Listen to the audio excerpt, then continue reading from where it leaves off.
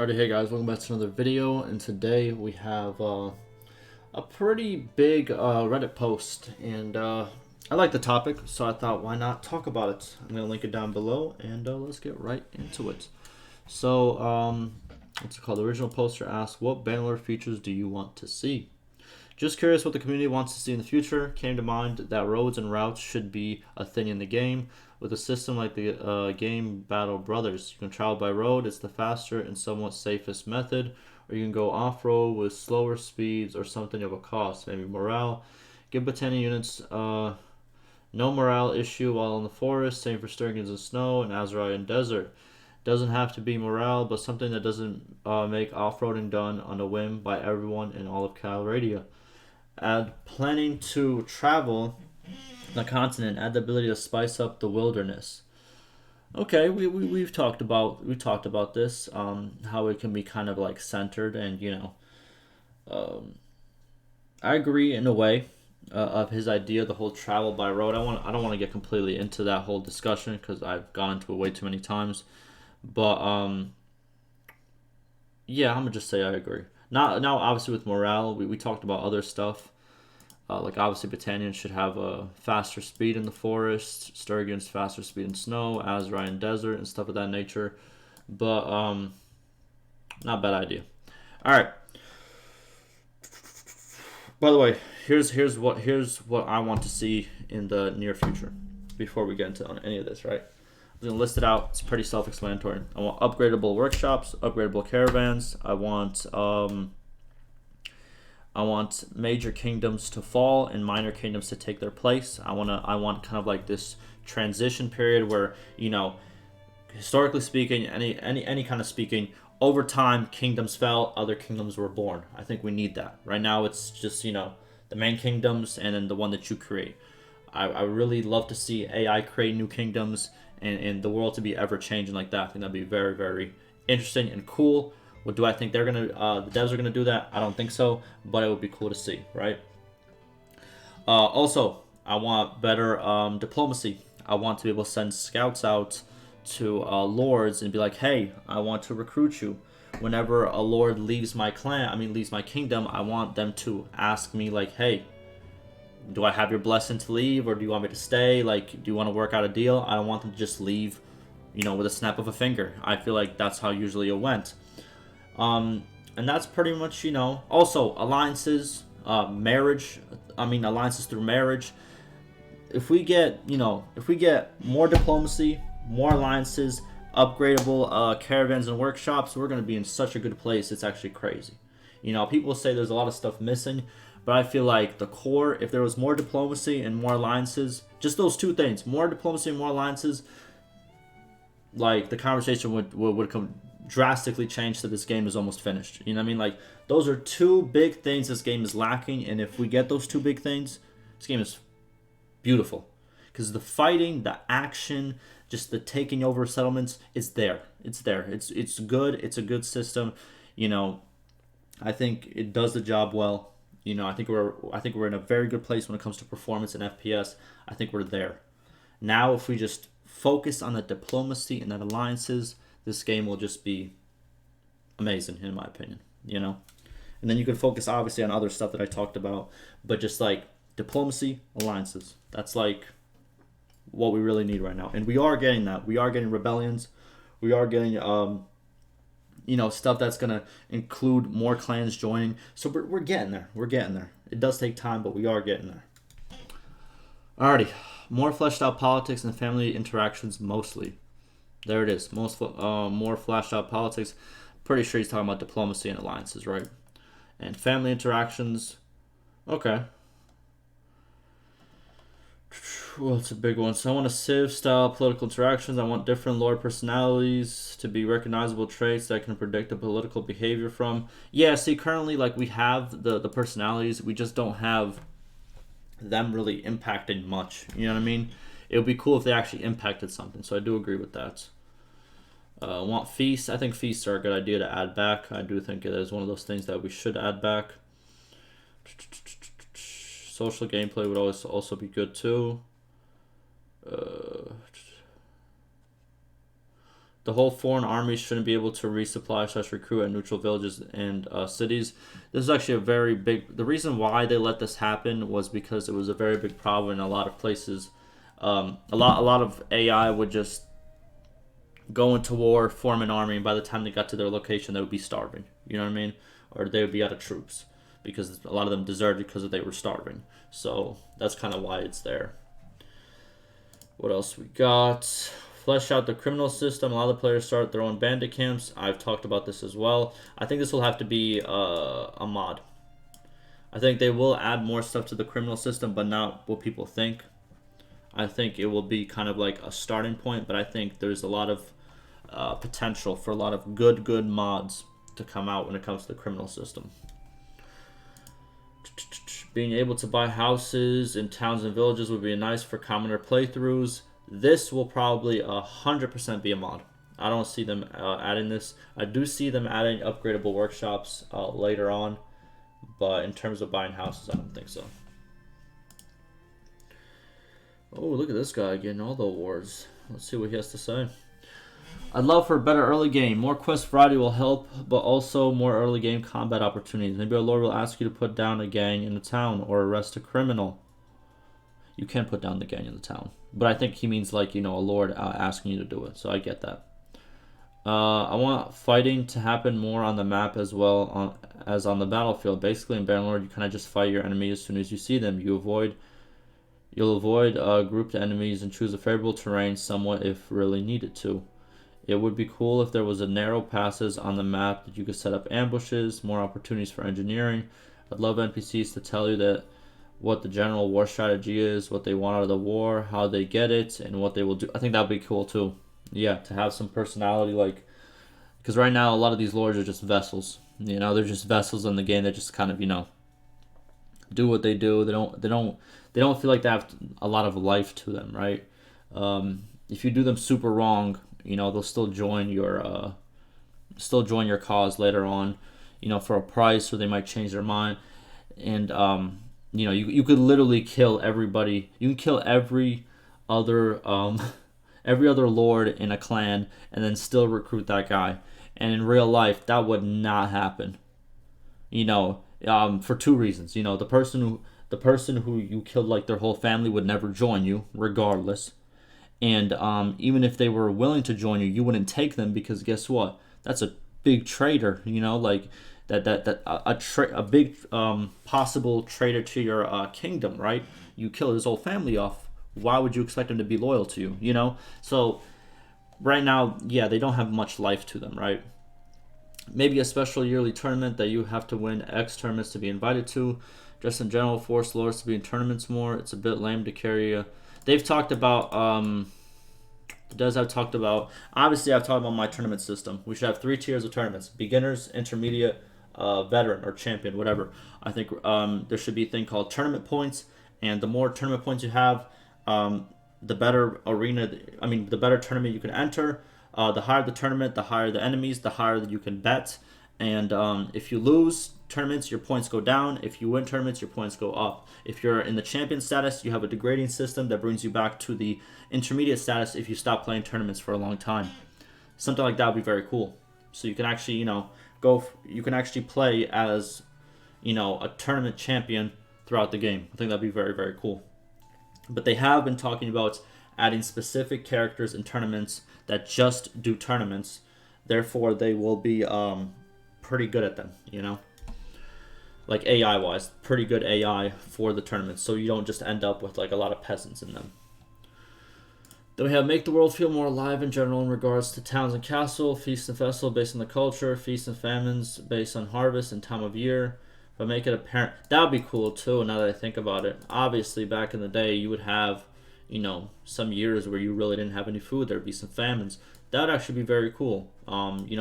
If you got like a message like the harvest was terrible this year, or this or that, and you had to then make an agreement with another lord on like, hey, can you bring us over some food? We'll give you this much. I think that would be very cool. Yeah, actually very cool. But make it apparent when you walk into a village, you see villagers as skinny as skeletons. Yeah, it would be definitely be cool. In battle, I want an optimal An optional RTS camera implemented a more robust command system to actually be able to execute things like this. Do I want to click on this? Or clicking on it.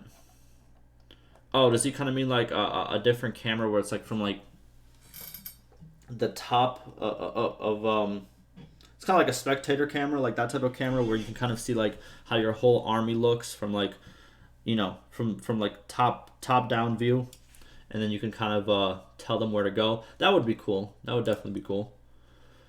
Oh, politically speaking, I want a whole lot more. Definitely, right? Just, yeah, there should be a whole lot more diplomacy, alliances, you know, obviously betrayals, and everything that comes along with it. Definitely. And I think it should play a way bigger role, because if you think about it, look, back then, like, or even now, like, whenever you want to talk about, like, just like, you know, people in power, it's a lot of politics, man. You know, it's not a lot of action, it's just a lot of, like, you know, even back then, it's like it was just a lot of politics. Like, who are your allies? Who are this or that? You know, if this person attacks that, then we're gonna attack that. You know, like they're just a lot more politics. Like right now, it just feels like, boom, I'm gonna attack this person, then I'm gonna attack this person, then I'm gonna attack this person. But if we had like these like Crusader Kings, what they really do good is like you have to really weigh in if you really want to attack this person. Because guess what? If you attack them, they're allies with this huge king, and you're gonna get destroyed if you try to attack them, right?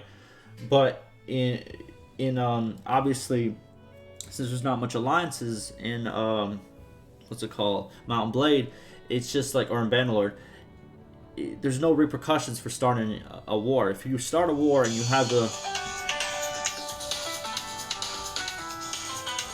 always call me, man.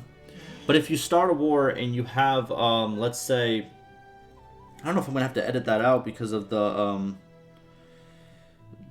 copyrighted music thing. Hopefully not. I'm gonna turn this off just so they can't call me again.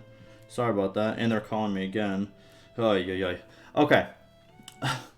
Where was I? I don't remember where I was at. Oh, because we don't have alliances, so we don't really have to worry about. If you have a lot of, let's say, dinars, you don't have to worry about starting a war and then just, you know, making peace. You know, in Crusader Kings, like, you would start a war, you would realize, oh my god, I made a terrible mistake, and you would just get wiped out. You know what I mean? It was unforgiving, but at the same time, it was very good to see. So I understand what they're saying. Higher level clan levels, it would be cool if after multiple generations and lots of renown, your family clan could eventually start your own culture and troops. That would actually be crazy. I don't think that would be added to the game as like content, but would be a good mod.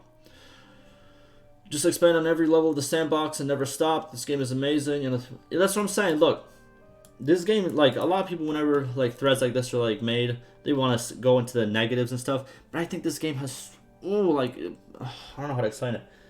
Like, the core gameplay is very, very good. You know, it's very, very good. And I think, you know, the more they work on it, the more they add to it. You know, the DLCs that are coming, the mods are obviously coming, all of that. It's gonna be an amazing game to just like dive into. You know, a couple years down the line, it's gonna be an amazing game. It's gonna be just, you know, like, and I don't care if it takes a year or two to get out of the early access stage. I don't think that matters. I think if they make sure it's playable, the FPS and performance is there. If they do those, which they have been doing a very good job at, and then they add content after that, I think it's going to be great. You know, a lot of people are impatient. A lot of people aren't seeing what they want to see as of this moment, but I think they are in a good trajectory to deliver good things. This person said right here, the game feels really grindy to me. Hey, that's Mount and Blade, baby. That is Mount and Blade. It is what it is. It gets easier. Look, for that person who says it's really grindy, it gets easier when you know more of the game's concepts and how the game works, kind of like in terms of how the AI plays, right? If you just started playing Warband, it's the same thing. It's gonna feel super grindy. But if you just know some of the little tips and tricks, you can you know, not make it as grindy. If that kind of makes sense. But it's still gonna be grindy. That's just, you know, that's how Mount and Blade really works. Interaction with your children and family members. That'd be kind of cool. That would be something. That's something. That's like a very small change, but I see what he means.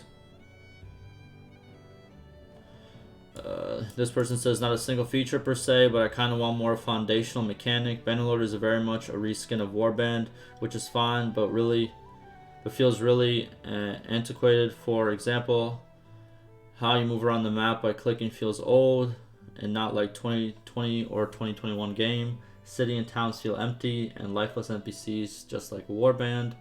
I like a different way to play the game where it's much more role-playing and the interactions with the environment feels alive and unique. This could be achieved by more role-playing activities like jobs, craftsman, trader, farming, and you could literally act out yourself. This will give something to do when you are not at war in a very immersive way, like how combat is in the game and you can build your own kingdom. So in a way, you will feel like you're really a small fry in a huge world that goes beyond your input. Because since Warband, the Mount Blade series felt like only like a battle simulator rather than a kingdom building role-playing, which is terribly important to the vision and purpose of the game in my opinion. Also, it would be cool if it was a seamless world of cities, towns, and battles. Not sure it's technically feasible because the map feels very small. You transverse the world map and sped up time, and all the cities and towns function the same, so everything feels like the same thing. I agree. Now, here's my rebuttal. So the devs have stated that they what's it called? They obviously want to improve the obviously like these aspects, like the aspects that aren't action or aren't battle, right? But they have said that it's a core gameplay mechanic is how the battles and fights work in Mount Blade. And with that being said, I think they work great. I love the battles, but I do get what he's saying, and it's like I feel like ever since I was a child, I've always wanted like this game where I could just not in a way like relive life, because let's be honest, you wouldn't want to live in the medieval times, especially like oh man, that those are tough times to live in, let me tell you. But I can't even tell you because I don't live in them, but like if you read about those times, those aren't good times to live in, you know what I mean? Very rough times, very hard times. But I always thought of a game where I could just, like he states right here, I could start off as like this small fry. I could do a couple of jobs. I could be a lumberjack, then I could be a craftsman, then I could work my way up into a trader, then I could work my way up into like a governor of the city. Then eventually from the governor, I can kind of pull a little bit of strings, gain a little bit of army, take over the town, like that type of progression. But where every single step feels like real, feels like I'm kind of like, you know what I mean? I'm not just following like game mechanics. I'm kind of just like, I'm making decisions and they're having an impact in the world. Like that type of game, like there's really no game like that out there. I've looked, I've tried, and there's games that have, how can I say this? Parts of that, like they have pieces of this one thing that I want, and they have pieces of that. And this right here, look, this is a dream. I'd love to see it. I'm pretty sure a lot of other people would love to see it, but it's just like I don't know how long it would take for something like that to actually be made. Like I get exactly what he's saying, and it makes me think of like like I was a really big this is a big tangent, but I don't care. I'm gonna talk about it. If you don't like it, I don't want to hear it. All right, let's get on with it. So I played a lot of Fallout when I was a kid, a lot. I would say, I remember seeing the playtime. I think I had about, I want to say, this was over consoles and over the PC. I had, I think, about 5,000 hours in Fallout New Vegas. I played a lot of video games, you know what I mean? I was, I like video games, so it is what it is. I stayed inside, played. It is, you know what it is. You guys did that too. I don't want to hear it. But I had about 5,000 hours in Fallout New Vegas, which I think is still my favorite game in the whole wide world, But what's it called? So I played that, and I also played probably say like over 1,000, but I don't think over 2,000 of Fallout 3. It was kind of cool too, but it wasn't as good as Fallout New Vegas, in my opinion, right? and I just like the stuff you can do in that game. And I got a lot of mods, especially like later on when I got it on PC. I got a lot of mods that let me like do all the stuff that he's talking about here. Like, because there's been a lot of mods for Fallout New Vegas because it's been out for so long, right? Whenever a game's out for so long, you have so many of these different mods. And I had one where I could build my own city, where I could be like this worker. I could take up jobs. I could take up this, and I could go from like a small little peasant, and then I can own a lot of stuff in the world. You know what I mean? I had one where I can build a city. Like there was mods like this where you can like build a whole city, and I could control it. I could get NPCs into it. It was so like rewarding and cool, right? And like I don't know, this it's just what the post reminded me of. You know what I mean? And I get that like there's such a big market for a game like this that he's talking about, but it's just like there's also a mod in if you play Warcraft 3, there's a mod. I think it's called literally Life or something like that, and this is exactly what it kind of like mimics as well. But again, it was just a mod. It wasn't fully fleshed out, and you know what I mean. Like I feel like again, this is a dream. Will it ever happen? Who knows? We're going towards the landscape of profitability instead of actually producing a very, very good game. And very few studios nowadays want to produce a very, very good game instead of a profitable game. And I don't know. It's just it sounds kind of sad, but like that's just the truth, And I don't blame them, Like, look, I don't know. Okay, I feel like this is getting way off topic. This is way off topic, but I don't know. Making me my damn feelings out here, you know what I mean? Because like I resonate with this. I resonate with this. But all right, look, I'm gonna get out your way. I talked way too much. I don't even know what the topic is anymore. Let me know what you guys want as features. You guys heard my features, and yeah, ask any questions and concerns. And like always, stay safe.